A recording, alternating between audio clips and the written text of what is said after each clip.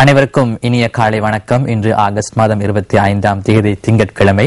இன்றைய நாளேடுகள் சுமந்து வந்த செய்திகளை உங்களுக்கு வழங்குகின்ற பிரஸ் ரிலீஸ் நிகழ்ச்சியூடாக சந்திக்கின்றோம்.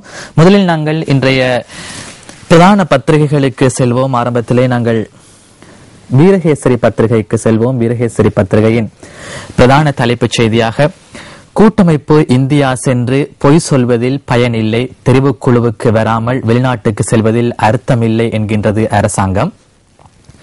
தமிழ் தேசிய கூட்டமைப்பின் பிரதிநிதிகள் இந்தியாவுக்கு விஜயம் செய்து இலங்கை அரசாங்கத்துக்கு எதிரான பொய்யான முறைப்பாடுகளை செய்துள்ளமை தொடர்பில் அரசாங்கம் ஆச்சரியமடையவில்லை. காரணம், வரலாறு முழுவதும் கூட்டமைப்பினர் இவ்வாறே செயற்பட்டு வந்துள்ளனர் என்றும் ஆளும் கட்சியின் பிரதம கொறடாவும் அமைச்சருமான தினேஷ் குணவர்தன தெரிவித்துள்ளார் என்ற செய்தி இன்றைய வீரகேசரி பத்திரிகையின் பிரதான தலைப்புச் செய்தியாக அமைந்திருக்கின்றது. குறிப்பாக தமிழ் தேசிய கூட்டமைப்பின் இந்தியா விஜயம் தொடர்பில் தற்பொழுது இன்றைய நாளேடுகள் அதிக அளவில் செய்திகளை சுமந்து வந்திருக்கின்றது. தமிழ் தேசிய கூட்டமைப்பின் 6 உறுப்பினர்கள் கடந்த வெள்ளிக்கிழமை இந்தியாவுக்கான விஜயத்தினை மேற்கொண்டு பல முக்கிய தலைவர்களை சந்தித்து பேச்சுவார்த்தை நடாத்திருக்கின்றார்கள். குறிப்பாக இந்திய பிரதமர் நரேந்திர மோடி, அதேபோன்று வெளிவிகார அமைச்சர் மற்றும் பாதுகாப்புத்துறையின் உயர் அதிகாரிகளை சந்தித்து பேச்சுவார்த்தை நடாத்தியிருக்கின்றார்கள். நரேந்திர மோடியினுடைய பதவியேற்பு நிகழ்வுக்கு ஜனாதிபதி மஹிந்த ராஜபக்ச சென்ற வேளையில் 13வது அரசியலமைப்பு திருத்தம் தொடர்பில் அதிகளவில் பேசப்பட்டது. 13வது அரசியலமைப்பு திருத்தத்தை முழுமையாக நடைமுறைப்படுத்துமாறு நரேந்திர மோடி ஜனாதிபதி மஹிந்த ராஜபக்சவுக்கு கூறியிருந்தார். இந்த பின்புலத்தில் தான் தமிழ் தேசிய கூட்டமைப்பின் இந்த விஜயம் அமைந்திருக்கின்றது. குறிப்பாக இலங்கை தமிழ் மக்களின் பிரச்சினைகளுக்கு ஒரு நிரந்தர தீர்வினை பெற்றுக் கொள்ளும் நோக்கில் தான் இந்த விஜயம் அமைந்திருக்கின்றது.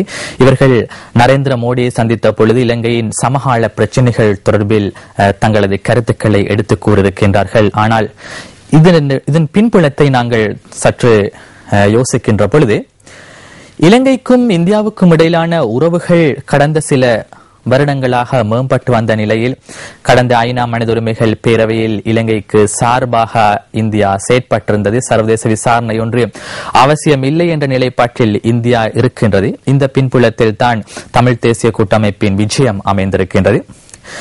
கடந்த 5 வருடங்களாக யுத்தம் முடிவடைந்த நிலையில் தமிழ் மக்கள் தங்களுடைய போராட்டத்தை நிறுத்தவில்லை. குறிப்பாக ஆயுத போராட்டம் நிறைவடைந்துள்ள போதிலும் தமிழ் மக்கள் தங்களுடைய உரிமைகளை பெற்றுக் கொள்வதற்கான ஒரு போராட்டத்தில் ஈடுபட்டிருக்கின்றார்கள். அது தற்பொழுது அரசியல் நீரோட்டமாக மாறியிருக்கின்றது. எனவே இந்த பின்புலத்தில் தான் தமிழ் தேசிய கூட்டமைப்பு இந்தியா மீது நம்பிக்கை வைத்திருக்கின்றது. எனவே அரசாங்கம் கூறுகின்ற விடயம் என்னவென்றால், தமிழ் தேசிய கூட்டமைப்பு வழமையாக கூறும் விடயம் இதுதான். தங்களுக்கு அரசாங்கத்தின் சில விடயங்களுக்கு இவர்கள் உடன்படாமல் தற்பொழுது இந்தியாவுக்கு சென்று தமிழ் மக்களின் பிரச்சனைகளை பேசப் போகின்றார்கள், பேசியிருக்கின்றார்கள். இதில் எந்தவிதமான அர்த்தமும் இல்லை. தமிழ் தேசிய கூட்டமைப்பு தொடர்ந்தும் பொய் சொல்லுவதாகத்தான் அரசாங்கத்தின் இந்த பிரதம கொறடா, ஆளும் கட்சியின் பிரதம கொறடா அமைச்சர் தினேஷ் குணவர்தன கூறியிருக்கின்றார். அடுத்த செய்திக்கு நாங்கள் செல்வோம். ஜனாதிபதியின் அழைப்பை மோடி ஏற்பார் என அரசு நம்புகின்றது. ஊடக தணிக்கை இல்லை என்கின்றார் அமைச்சர் கெஹலிய ரம்புக்வெல்ல என்று கூறுகின்றார். இலங்கையில் ஊடகங்கள் மீது எவ்விதமான உத்தியோகபூர்வமற்ற தணிக்கைகளும் மேற்கொள்ளப்படவில்லை. அத்துடன் சமூக வலைத்தளங்கள் மீதும் எந்த நடவடிக்கையும் முன்னெடுக்கப்படவில்லை என்று ஊடகத்துறை அமைச்சர் கெஹலிய ரம்புக்வெல்ல தெரிவித்திருக்கின்றார். குறிப்பாக ஊடகங்கள் மீதான தணிக்கைகள் விடுக்கப்படுவதாக தற்பொழுது அதிகம் பேசப்படுகின்றது. ஆனால் அமைச்சர் கெஹலிய ரம்புக்வெல்ல கூறும் விதத்தில் அரசாங்கத்தினால் ஊடகங்களுக்கு எவ்விதமான ஊடக தணிக்கைகளும் விடுக்கப்படவில்லை என்பதுதான் அவருடைய கருத்தாக அமைந்திருக்கின்றது. அதேபோன்று ஜனாதிபதி மஹிந்த ராஜபக்ச பிரதமர் நரேந்திர மோடியின் பதவியேற்பு நிகழ்வில் கலந்து கொண்ட வேளையில் இந்திய பிரதமருக்கு இலங்கைக்கு விஜயம் மேற்கொள்ளுமாறு அழைப்பு விடுத்திருந்தார். எனவே இந்திய பிரதமர் அந்த அழைப்பினை ஏற்று மிக விரைவில் இலங்கைக்கான விஜயத்தினை மேற்கொள்வார் என்பதில் நம்பிக்கை இருப்பதாக அமைச்சர் கெஹலிய ரம்புக்வெல்ல தெரிவித்திருக்கின்றார். அடுத்த செய்தியாக, சம்பந்தன் எங்கு சென்றாலும் இறுதியில் என்னிடமே வர வேண்டும் என்ற ஒரு செய்தி ஜனாதிபதி மஹிந்த ராஜபக்சவினதும் தமிழ் தேசிய கூட்டமைப்பின் பாராளுமன்ற குழு தலைவர் சம்பந்தனினதும் 2 நிலப்படங்களை பிரசுரித்து இந்த செய்தி வெளியாக இருக்கின்றது. சம்பந்தனும் அவரது கட்சியினரும் எங்கு சென்றாலும் இறுதியில் என்னிடமே வர வேண்டும், என்னிடம் வராவிட்டால் அவர்களால் தீர்வுகள் குறித்து பேச முடியாது என்று ஜனாதிபதி மஹிந்த ராஜபக்ச தனது தூதுவர் ஒருவர் ஊடாக தெரிவித்துள்ளதாக வார இறுதி ஆங்கில பத்திரிகை ஒன்று செய்தி வெளியிட்டுள்ளது. இது ஒரு முக்கியமான செய்தியாக அமைகின்றது. அதாவது இலங்கை ஜனாதிபதி மஹிந்த ராஜபக்சவனுடைய அனுமதியை பெறாமல் தமிழ் தேசிய கூட்டமைப்பு இந்தியா சென்றதாகத்தான் இந்த ஆங்கில பத்திரிகை செய்தி வெளியிட்டிருந்தது. குறிப்பாக இவர்களுடைய விஜயம் தொடர்பில் தான் அறிந்திருக்கவில்லை என்று ஜனாதிபதி மஹிந்த ராஜபக்ச கூறியிருக்கின்றார். வெள்ளிக்கிழமை தமிழ் தேசிய கூட்டமைப்பு இந்தியாவுக்கு செல்லவிருக்கின்ற செய்தியினை தான் வியாழக்கிழமைதான் கேள்விப்பட்டதாக ஜனாதிபதி கூறியிருந்தார். குறிப்பாக தமிழ் தேசிய கூட்டமைப்பின் பாராளுமன்ற உறுப்பினர் சுமந்திரன் அவர்கள் ஒரு ஊடக செய்தியாளர் சந்திப்பின் பொழுதுதான் தங்களுடைய விஜயம் தொடர்பில் தெரிவித்திருந்தார். இதன் பிறகுதான் ஜனாதிபதி மஹிந்த ராஜபக்சவுக்கும் இந்த விடயம் தெரிய வந்திருக்கின்றது. அதன் பிறகு ஜனாதிபதி மஹிந்த ராஜபக்ச ஒரு தூதுவர் ஊடாக இந்த செய்தியினை சம்பந்தனுக்கு தெரிவித்திருக்கின்றார். பாராளுமன்ற உறுப்பினர் ஆர் சம்பந்தனுக்கு எங்கு சென்றாலும் யாரிடம் பேசினாலும் இறுதியில் என்னிடம் தான் வர வேண்டும். நாங்கள் தமிழ் மக்களின் பிரச்சனைகளை தீர்ப்பதற்கான பல வழிகளை நாங்கள் செய்திருக்கின்றோம். குறிப்பாக பாராளுமன்ற தெரிவுக்குழு போன்ற பல்வேறு நடைமுறை வீதியிலான வியூகங்களை நாங்கள் வகுத்திருக்கின்றோம். ஆனால் தமிழ் தேசிய கூட்டமைப்பு என்னையும் மீறி இந்தியாவுக்கு சென்றிருக்கின்றது. ஆனால் இறுதியில் அரசியல் தீர்வு விடயமோ ஏதாவது ஒரு தீர்வு விடயத்தில் என்னிடம் தான் வர வேண்டும் என்பதனை ஜனாதிபதி மஹிந்த ராஜபக்ச கூறியிருக்கின்றார். அடுத்த செய்திக்கு நாங்கள் போவோம்.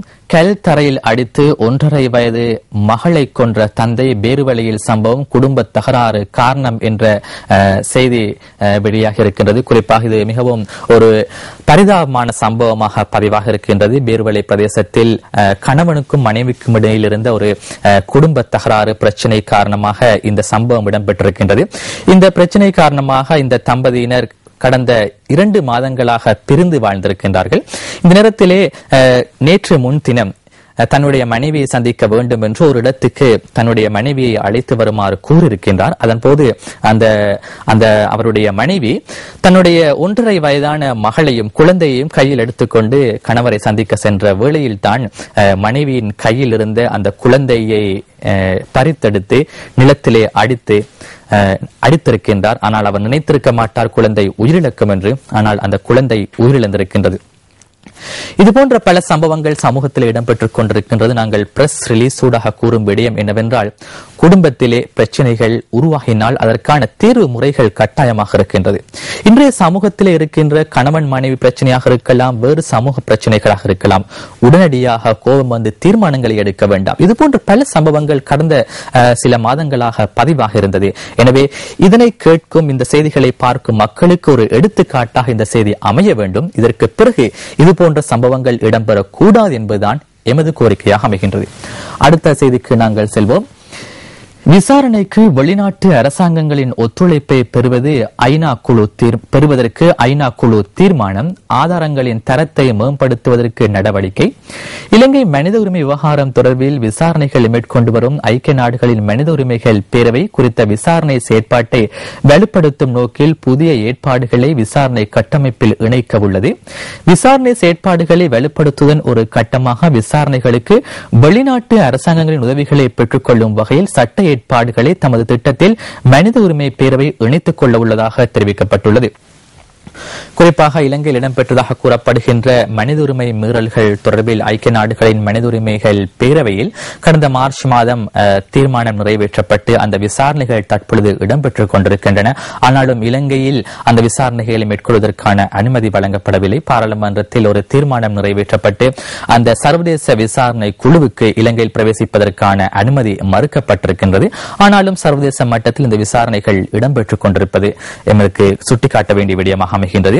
இலங்கையில் மாத்திரமல்ல, இதற்கு முன்னரும் பல நாடுகளில் தங்களது நாடுகளுக்கான அனுமதியை அவர்கள் மறுத்த வேளையில் ஐக்கிய நாடுகளின் மனித உரிமைகள் பேரவை அயல் நாடுகளிலிருந்து அல்லது வேறு நாடுகளிலிருந்து வேறு முறைகளின் மூலம் விசாரணைகளை மேற்கொண்ட வரலாற்று பதிவுகள் இருக்கின்றன. அதே ஒரு பதிவாகத்தான் இலங்கை விவகாரமும் அமைகின்றது.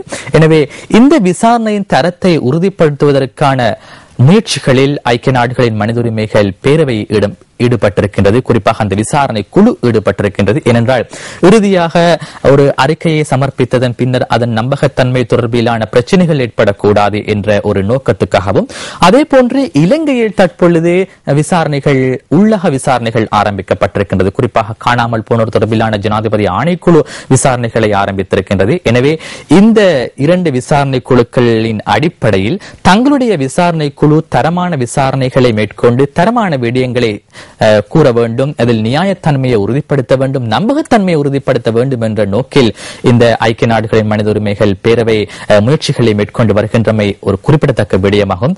அதன் ஒரு கட்டமாகத்தான் இந்த விடயம் அமைகின்றது. அடுத்த செய்திக்கு செல்வோம். தற்காலிக விசா முறைமை செனட் சபையூடாக நிறைவேறும் வரை கோரிக்கைகள் பரிசீலிக்கப்பட மாட்டாது. ஆஸ்திரேலிய குடிவரவுத்துறை அமைச்சர் ஸ்காட் மாரிசன் கூறுகின்றார். குறிப்பாக ஆஸ்திரேலியாவுக்கு புகலிடம் கோரி செல்லும் மக்களுக்கான ஒரு செய்தியாக இது அமைகின்றது.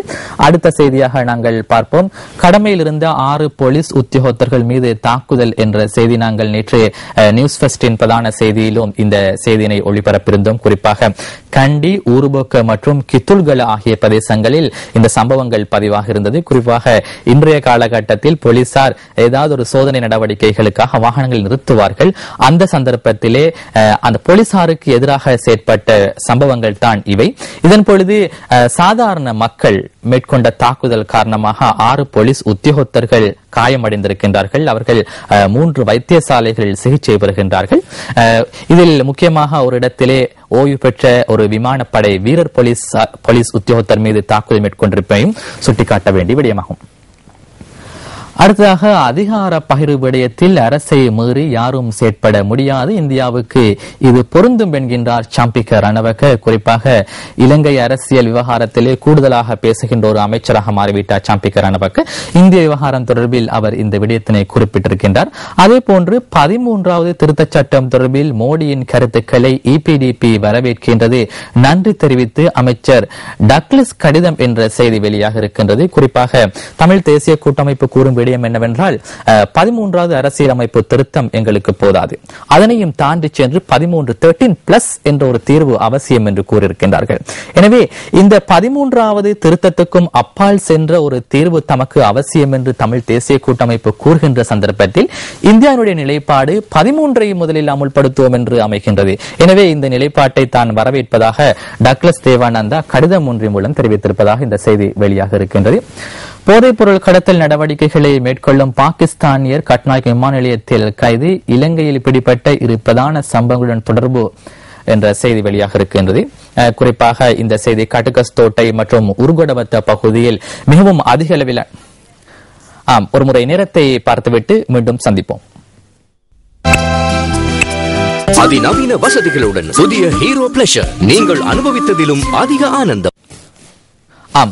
போதைப்பொருள் கடத்தல் நடவடிக்கைகளை மேற்கொள்ளும் பாகிஸ்தானியர் கட்நாயக் விமான நிலையத்தில் கைது. குறிப்பாக உருகொடவத்த மற்றும் கட்டுகஸ்தோட்டை பகுதியில் அண்மையில் மீட்கப்பட்ட இலங்கையில் அதிகூடிய போதைப்பொருள் சம்பவங்கள் தொடர்பிலான பிரதான சந்தேக நபர் தான் கைது செய்யப்பட்டிருக்கின்றார்.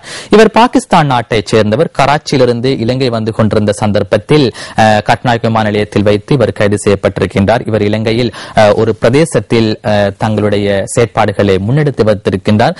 வாடகைக்கு ஒரு வீட்டை எடுத்து இந்த கொடுக்கல் வாங்கலை மேற்கொண்டிருக்கின்றமை விசாரணைகளிலிருந்து தெரிய வந்திருக்கின்றது. இன்றைய கண்ணினுடைய கார்ட்டூன் கேலி சித்திரம் இவ்வாறு அமைகின்றது. 13 போன்ற விடயங்களையும் மோடி அதே போன்று சம்பந்தன் இருவரையும் ஜனாதிபதி மஹிந்த ராஜபக்சவையும் வைத்து இந்த கேலி சித்திரம் வரையப்பட்டிருக்கின்றது. காலத்துக்கேற்ற கேலி சித்திரமாக அமைந்திருக்கின்றது. நம்பிக்கை அளிக்கும் இந்திய பிரதமரின் கூற்று என்பது வீரகேசரி பத்திரிகையின் ஆசிரியர் தலையங்கமாக அமைந்திருக்கின்றது.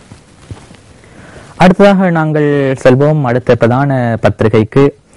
இன்றைய சுடரொளி பத்திரிகையை எடுத்துக்கொள்வோம். சுடரொளி பத்திரிகையின் பிரதான தலைப்புச் செய்தி, அரசின் ஏமாற்று போக்காலேயே மோடியை நாடியது கூட்டமைப்பு, இருதரப்பு பேச்சுக்கு ஐக்கிய தேசிய கட்சி வலியுறுத்து என்று செய்தி அமைந்திருக்கின்றது. ஐக்கிய தேசிய கட்சியின் பாராளுமன்ற உறுப்பினர் லக்ஷ்மண் கிரியல்ல நேற்று தெரிவித்த ஒரு கருத்தினை இந்த செய்தி சுமந்து வந்திருக்கின்றது. குறிப்பாக அரசாங்கத்தினுடைய செயற்பாடுகளின் நம்பிக்கையின்மையின் காரணமாகத்தான் தமிழ் தேசிய கூட்டமைப்பு இந்தியாவை நாடியிருக்கின்றது. தீர்வு திட்டத்துக்கு இந்தியாவினுடைய தீர்வினை தமிழ் தேசிய கூட்டமைப்பு நாடி இருக்கின்றது. எனவே ஜனாதிபதி மஹிந்த ராஜபக்ச தலைமையிலான அரசாங்கம் தமிழ் மக்களுக்கான தீர்வினை பெற்றுக் கொடுப்பதற்கு முன்வர வேண்டும். அவ்வாறு முன்வருகின்ற சந்தர்ப்பத்தில் அதற்கு ஒத்துழைப்பு வழங்குவதற்கு தாங்கள் தயாராக இருப்பதாக ஐக்கிய தேசிய கட்சி தெரிவித்திருக்கின்றது. கூட்டமைப்பு உறுப்பினர் 3 தமிழகத்துக்கு திடீர் பயணம், டில்லியில் இருந்து நாடு திரும்பும் திட்டத்தை கைவிட்டு என்ற செய்தி இன்றைய சுடரொளி பத்திரிகையில் பிரசுரமாக இருக்கின்றது. குறிப்பாக தமிழ் தேசிய கூட்டமைப்பின் தலைவர் ராசாமந்தன் மற்றும் நாடாளுமன்ற உறுப்பினர்களான சுரேஷ் பிரேமச்சந்திரன், MA சுமந்திரன் ஆகியோரை ஆகியோரை தமிழகத்துக்கு பயணமாக இருக்கின்றார்கள். இவர்கள் 6 பேரை கொண்ட ஒரு தூதுக்குழு இந்தியாவுக்கு விஜயம் மேற்கொண்டிருந்தார்கள். அவர்கள் இந்தியாவிலே டில்லியிலே பிரதமர் மோடி மற்றும் எதிர்க்கட்சி அதாவது வெளிவிவகார அமைச்சர் ஆகியோரை சந்தித்ததன் பின்னர் இலங்கைக்கு நேரடியாக வருவதற்குத்தான் இருந்தார்கள். ஆனால் தமிழகத்துக்கு சென்று தமிழக முதலமைச்சரையும் சந்திக்க வேண்டும் என்ற ஒரு நோக்கத்தில் இவர்கள் மூவரும் தமிழகம் சென்றிருப்பதாக செய்தி வெளியாக இருக்கின்றது. ஏனைய மூவரும் நாடு திரும்பியிருக்கின்றார்கள். குறிப்பாக இந்திய பிரச்சினை தொடர்பில் நாங்கள் பேசுகின்ற பொழுது கடந்த வாரம் இலங்கையில் பாதுகாப்பு மாநாடு இடம்பெற்றது. கொழும்பில் நடைபெற்ற பாதுகாப்பு மாநாட்டில் இந்தியாவுடைய ஆளும் கட்சியின் ஒரு முக்கிய தலைவர்களில் ஒருவரான சுப்பிரமணியம் சுவாமி அந்த மாநாட்டில் கலந்து கொண்டிருந்தார். சுப்பிரமணியம் சுவாமி தெரிவித்த கருத்துக்கள் ஊடகங்களில் பல்வேறுபட்ட விடத்தில் பேசப்பட்டது. குறிப்பாக 13வது அரசியலமைப்பு திருத்தம் முழுமையாக நடைமுறைப்படுத்தப்பட்டிருக்கின்றது என்ற ஒரு விடயத்தினை அவர் குறிப்பிட்டிருந்தார். போலீஸ் அதிகாரத்தை மாத்திரம்தான் இலங்கை அரசாங்கம் வழங்க வேண்டியிருக்கின்றது என்பதனை குறிப்பிட்டிருந்தார். அது உண்மையிலேயே சுப்பிரமணியம் சுவாமி என்பவர் யார் என்பது மக்கள் மத்தியில் பெரும் கேள்வியாக இருந்தது. அதாவது இந்தியாவுடைய நிலைப்பாட்டையா இவர் கூறுகின்றார் என்ற ஒரு சர்ச்சை இலங்கையில் ஏற்பட்டிருந்தது. இவர் தனக்கு நினைத்தவாறு கருத்துக்களை முன்வைத்து வந்தார். உண்மையிலேயே தமிழ் மக்களின் பிரச்சனைகள் என்ன என்பது கூட அவருக்கு தெரியாது என்று நான் நினைக்கின்றேன். தமிழ் மக்களுடைய பிரச்சனைகள் என்ற 13வது அரசியலமைப்பு திருத்தம் தொடர்பில் அவர் பல்வேறு கருத்துக்களை வைத்திருந்தார். ஆனால் மோடியினுடைய கருத்துக்களுக்கும் சுப்பிரமணியம் சுவாமியின் கருத்துக்களுக்கும் இடையில் பரஸ்பர வித்தியாசம் இருக்கின்றது. தமிழ் மக்கள் தங்களுடைய அரசியல் தீர்வுகளை பெற்றுக் கொள்வதற்காக தங்களுடைய உரிமைகளை வென்றெடுப்பதற்காக போராடுகின்ற சந்தர்ப்பத்தில் இந்தியாவுடைய ஒரு தலைவர் இவ்வாறான கருத்துக்களை முன்வைத்திருந்தார். கேட்கின்ற அனைத்து கேள்விகளுக்கும் அரசாங்கத்தின் ஒரு பிரதிநிதியை போன்று பதிலளித்தமை குறிப்பிடத்தக்க விடயமாகும். அதற்கு ஒரு பதில் வழங்கும் வகையில் தான் தமிழ் தேசிய கூட்டமைப்பின் இந்திய விஜயம் அமைந்திருக்கின்றமையும் சுட்டிக்காட்டப்பட வேண்டிய விடயமாகும். அடுத்து மோடிக்கு விளக்கமளிக்க தயார் விக்கி என்ற செய்தி வெளியாக இருக்கின்றது. குறிப்பாக இந்த 6 பேருடன் குறிப்பாக வடமாகாண முதலமைச்சர் சி.வி. விக்னேஸ்வரன் இந்த விஜயத்தில் கலந்து கொள்ளவில்லை. மோடி தன்னுடைய அந்த சந்திப்பின் பொழுது கேட்டிருக்கின்றார், தான் வடமாகாண முதலமைச்சர் சி.வி. விக்னேஸ்வரனை சந்திக்க விருப்பமாக இருக்கின்றது, எனக்கு விருப்பமாக இருக்கின்றது, நான் அவரையும் சந்திக்க வேண்டும் என்று கூறியிருக்கின்றார். அதன் அடிப்படையில் தான் மோடிக்கு தான் விளக்கம் அளிப்பதற்கு தயாராக இருப்பதாகவும் பிரதமர் மோடியை சந்திப்பதற்கு தான் விரும்புவதாகவும் சி.வி. விக்னேஸ்வரன் குறிப்பிட்டிருக்கின்றார். அடுத்து இலங்கை குறித்த பிரசார ஒப்பந்தம், அமெரிக்க விசாரணைகள் ஆரம்பம், நிறுவனங்கள் வழங்கிய தகவல்களின் உண்மையை பற்றிய ஆராய்வு என்ற செய்தி வெளியாக இருக்கின்றது. மோடியின் தலையீட்டால் அமுலாகுமா 13வது திருத்தம், சாத்தியமானால் மாபெரும் வெற்றி என்கிறார் ஹசன் அலி. குறிப்பாக ஸ்ரீலங்கா முஸ்லிம் காங்கிரஸ் நிலைப்பாடாக இந்த செய்தி வெளியாக இருக்கின்றது. சீரற்ற காலநிலையால் 3 மரணம் என்ற செய்தி வெளியாக இருக்கின்றது. குறிப்பாக சில பிரதேசங்களில் கடும் வறட்சி நிலவுகின்றது, சில பிரதேசங்களில் மழையுடன் கூடிய வானிலை நிலவுகின்றது. இவ்வாறான சீரற்ற வானிலை காரணமாக நாட்டின் பல்வேறு பகுதிகளிலும் 3 உயிரிழந்திருக்கின்றார்கள்.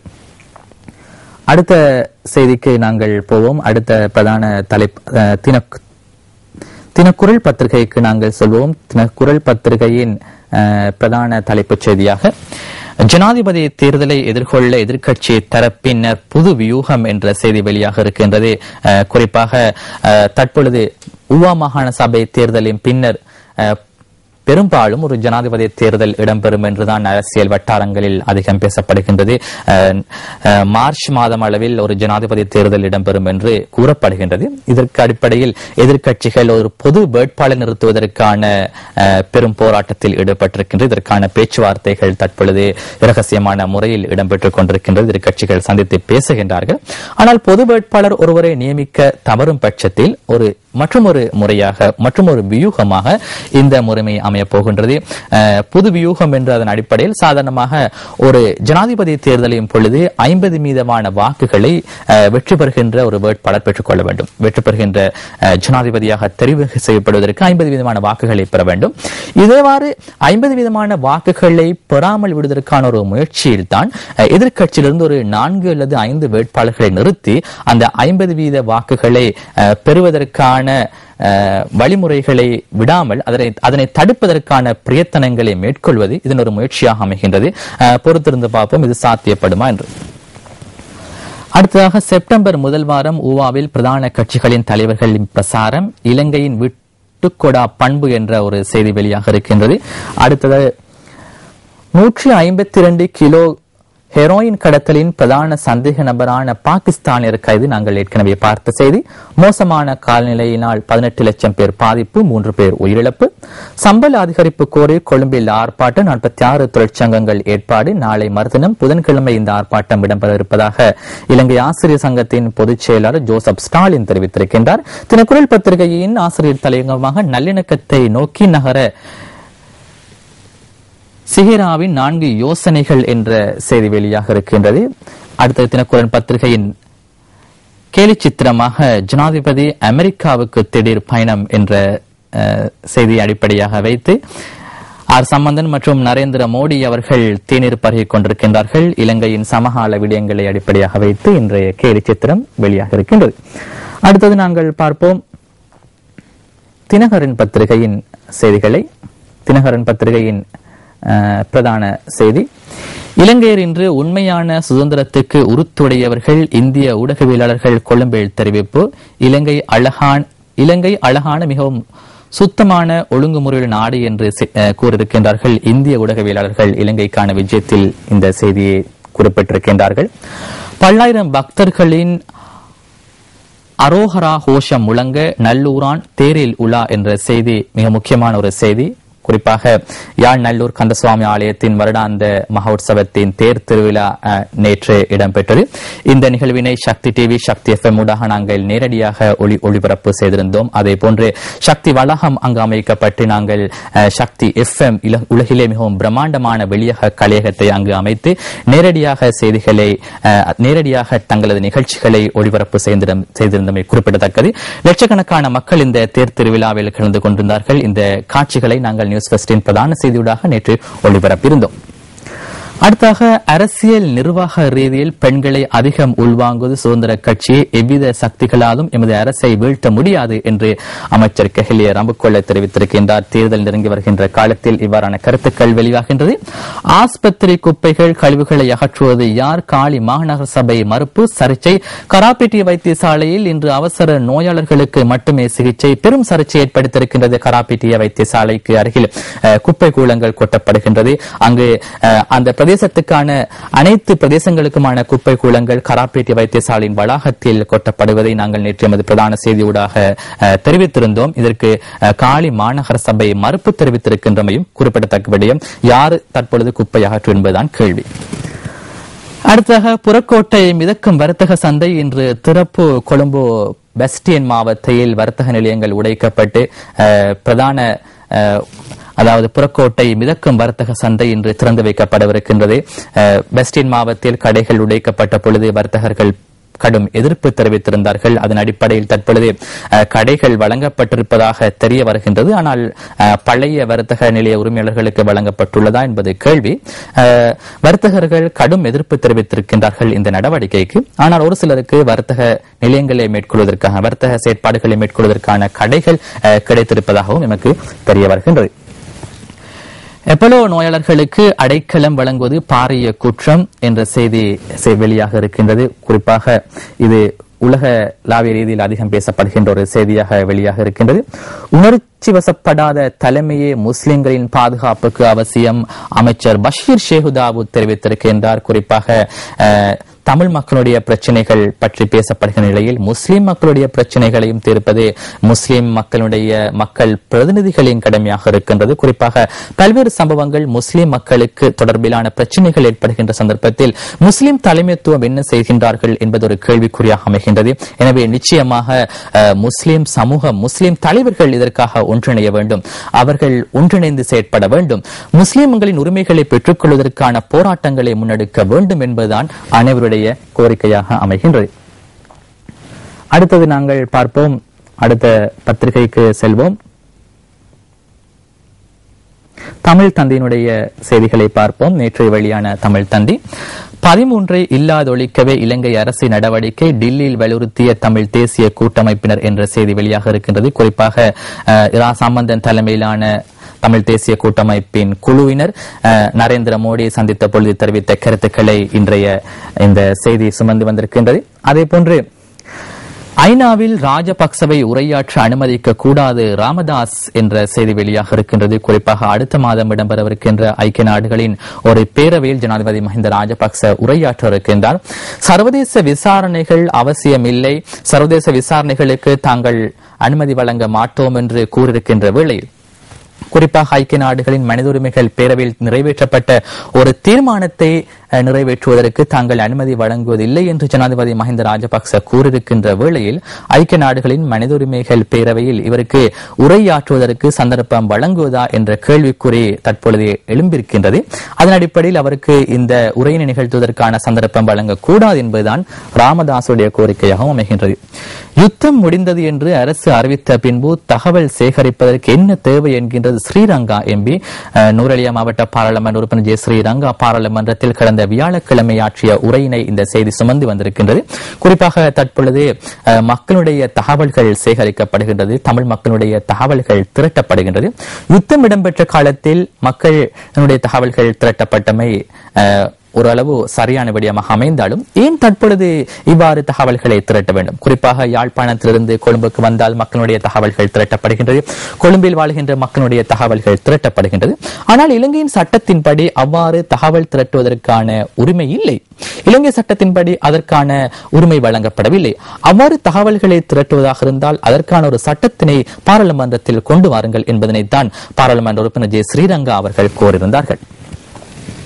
லட்சக்கணக்கானவர்களை பாதுகாக்க ஐநா தவறிவிட்டது மிகவும் ஒரு முக்கியமான செய்தியாக அமைகின்றது. குறிப்பாக ஐக்கிய நாடுகளின் மனித உரிமைகள் பேரவையின் ஆணையாளர் நவநீதன் பிள்ளையினுடைய பதவிக்காலம் நிறைவடைய இருக்கின்ற நேரத்திலே இவர் இதனை குறிப்பிட்டிருக்கின்றார். ஐக்கிய நாடுகளின் பாதுகாப்பு பேரவை இதனை விட செயற்திறனாக செயற்பட்டால் லட்சக்கணக்கானவர்களை பாதுகாத்திருக்க முடியும் என்று நவநீதன் பிள்ளை தெரிவித்திருக்கின்றார். ஐக்கிய நாடுகளின் மனித உரிமைகள் பேரவை பல்வேறு நாடுகளில் இடம்பெறுகின்ற பிரச்சினைகளின் பொழுது இதனை விட செயற்திறனாக தலையிட்டிருந்தால் இந்த பிரச்சினைகளை தீர்த்திருக்க முடியும் என்பதுதான் இவருடைய கருத்தாக அமைகின்றது. தமிழ் தந்தையினுடைய ஆசிரியர் தலையங்கம் தமிழ் தேசிய கூட்டமைப்பின் அரசியல் சவால்கள் என்ற காலத்தின் தேவைக்கேற்ப தமிழ் தந்தை ஆசிரியர் தலையங்கத்தை கொண்டு வந்திருக்கின்றது. கேலி சித்திரம் இவ்வாறு அமைகின்றது. இலங்கையினுடைய தமிழ் மக்களுக்கான அரசியல் தீர்வு விவகாரம் அதே போன்று சமகால அரசியல் விடயங்களை அடிப்படையாக வைத்து இந்த செய்தி வெளியாக இருக்கின்றது. அதே போன்று நாங்கள் மெட்ரோ நியூஸினுடைய பிரதான தலைப்புச் செய்திக்கு நாங்கள் சென்று இன்றைய இந்த பிரஸ் ரிலீஸ் நிறைவு செய்து கொள்வோம். பிரதான தலைப்புச் செய்தி 152 கிலோகிராம் ஹெரோயின் தொடர்பில் பாகிஸ்தானியர் பிரஜை கைது என்ற செய்தி. அதே போன்று துண்டிக்கப்பட்ட பாம்பின் தலை 20 நிமிடங்களின் பின் கடித்ததால் சமையல் கலைஞர் மரணம், சீனாவில் அதிர்ச்சி சம்பவம் என்ற செய்தி வெளியாக இருக்கின்றது. மெட்ரோவிஸ் சாதாரணமாக அதுபோன்ற செய்திகளை சுமந்து வரும். போலீசாரை கடித்துவிட்டு தப்பிச் சென்ற கடற்படை வீரர் கண்டியில் கான்ஸ்டபிளின் கன்னத்தில் அறைந்த நபர் கைது. 3 சம்பவங்களில் 5 போலீசார் மீது தாக்குதல் என்ற செய்தி வெளியாக இருக்கின்றது. 200 வருடங்கள் பழமையான இடி தாங்கி 1 கோடி ரூபாவுக்கு விற்க முயன்ற நபர் கைது என்ற செய்தி வெளியாக இருக்கின்றது. இவைதான் இன்றைய பிரதான பத்திரிகைகள் கொண்டு வந்த செய்திகளாக அமைகின்றது. மீண்டும் நாளை பிரஸ் ரிலீஸ் ஊடாக சந்திப்போம். அனைவருக்கும் நன்றி, வணக்கம்.